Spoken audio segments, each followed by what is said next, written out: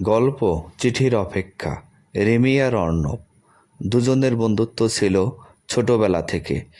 স্কুলে একসাথে যাওয়া, পড়া, খেলা সবই করতো তারা। ধীরে ধীরে বন্ধুত্ব থেকে ভালোবাসায় রূপ নেয়, কিন্তু কেউ কাউকে কিছু বলার সাহস পায় না। একদিন অর্ণব রিমিকে একটি চিঠি লিখল।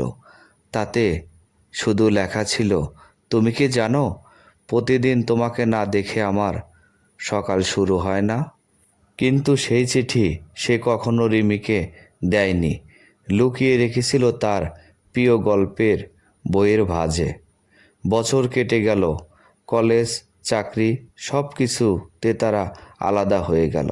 হঠাৎ একদিন রিমি পুরনো বই খুঁজতে গিয়ে সেই চিঠিটা খুঁজে পায়। চোখে জল, মুখে হাসি।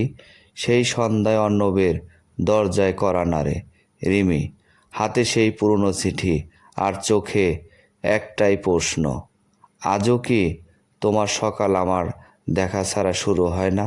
অর্ণব হেসে বলল, আজও না, আর কখনো হবেও না।